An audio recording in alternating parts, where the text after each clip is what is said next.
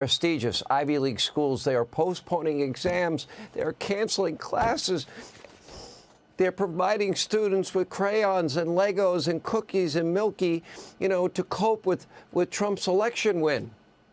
This is madness. What happened to the land of the free, the home of the brave? We're now what?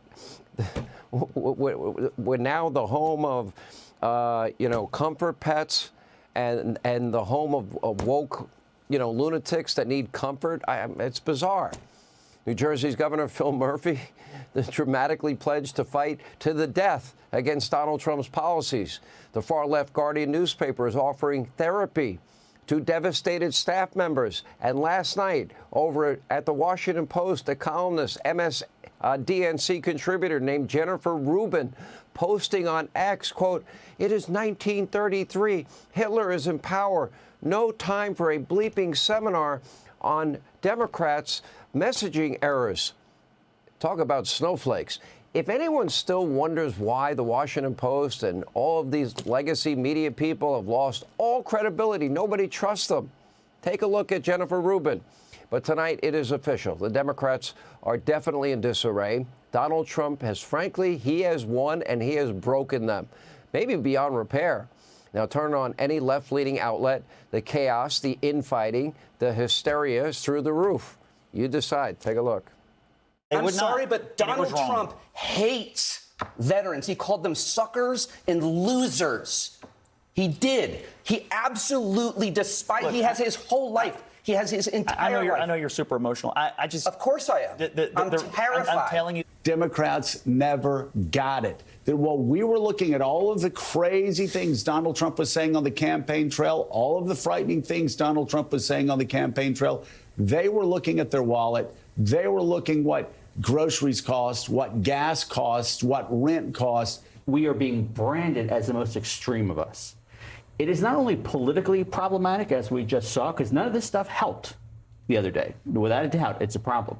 But we need to take stock of why we are being held hostage to the far left. In my view, there was an over-listening to and an over-lifting up of people who left Trump, not people who left the Democratic Party. The people who left the Democratic Party are the people who are going to, win in the future. The people who left Trump, the never Trumpers who have important voices that is not the winning coalition. Liberal Joe, can you go back and maybe watch your own show and listen to the things you were saying? You're as guilty of the very thing you're saying the liberals and Democrats are guilty of. Now, the co-hosts of that hard-hitting news show, The View, they're having a very hard time processing Donald Trump's win as they try to figure out just how many racists are lurking in the shadows. Take a look.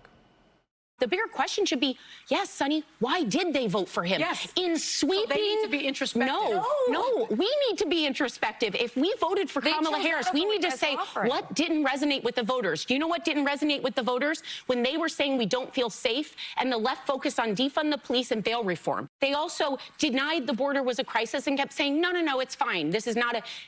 There was a border bill, though. There was a border bill. Yes, but Joy, my point is they screamed and screamed and screamed. They didn't vote for him because he's a racist or a misogynist. They voted because they needed help in their everyday lives. But Sarah, the majority of this country, because every stat coming out on the people willing to self-reflect are showing these. Oh, wait, they're going to say I'm a racist and a misogynist in the exit poll? You really think 74 million people are racist? Who's going to say that? Hey, guys, no excuses this time. Yeah. Look, they lost everything. There's still half the country that doesn't agree with him. To be ravaged, its children to be shot, its wealth to be hoarded, its workers to be exploited, its poor to starve, its cops to murder. So you think America's the country problem? in trouble?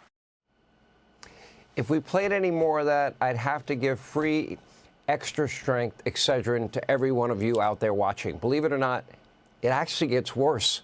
According to reports, Biden's staff and Kamala's staff, they've all turned on each other, blaming each other, making for a very awkward last few months. And meanwhile, former New York Mayor Michael Bloomberg just wrote an op-ed criticizing Democrats for hiding Joe Biden's mental decline. I have a question for the former mayor. Mr. Bloomberg, we on this program were reporting on this in 2020 before Joe went to Washington. Don't you think you're a little late? Just a little? And get this, apparently Democrats are now, sparring over whether, the left-wing Supreme Court Justice Sonia Sotomayor should be forced out of office, off the Supreme Court, before Trump is sworn in, so Biden can pick a replacement. And some are even floating Kamala Harris for that position. Can't make this up either. Take a look. I hope that Joe Biden makes the next 10 weeks as consequential as he can.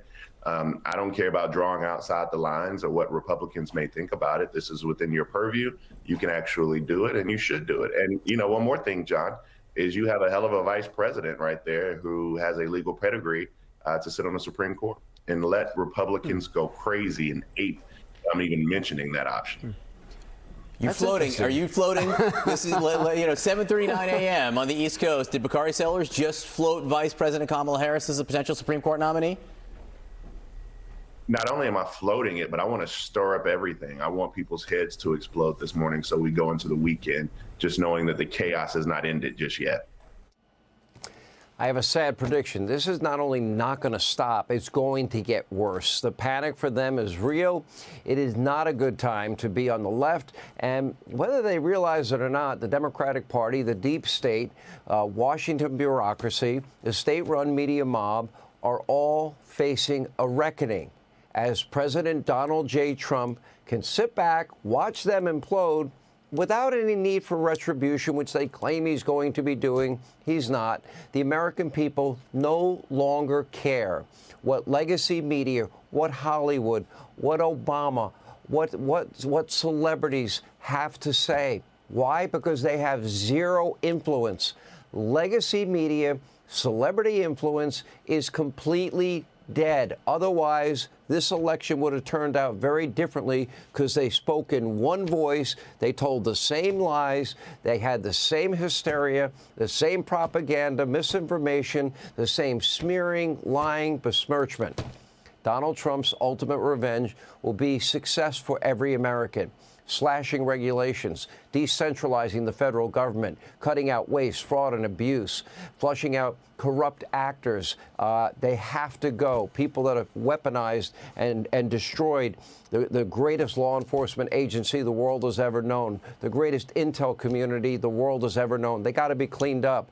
Ending partisanship, ending a weaponized DOJ, ending lawfare, ending woke DEI policies, fixing the crisis created by the Biden administration, securing our border, bringing down the cost of living for every American, and driving up energy production. Stop forcing us to get a certain stove and refrigerator and putting a car in our driveway that maybe people want or don't want. If you want to, go buy a Tesla.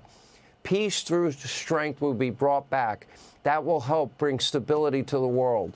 And in just a little over 2 months, Donald Trump can finally hit the ground running. Hey, Sean Hannity here. Hey, click here to subscribe to Fox News YouTube page and catch our hottest interviews and most compelling analysis. You will not get it anywhere else.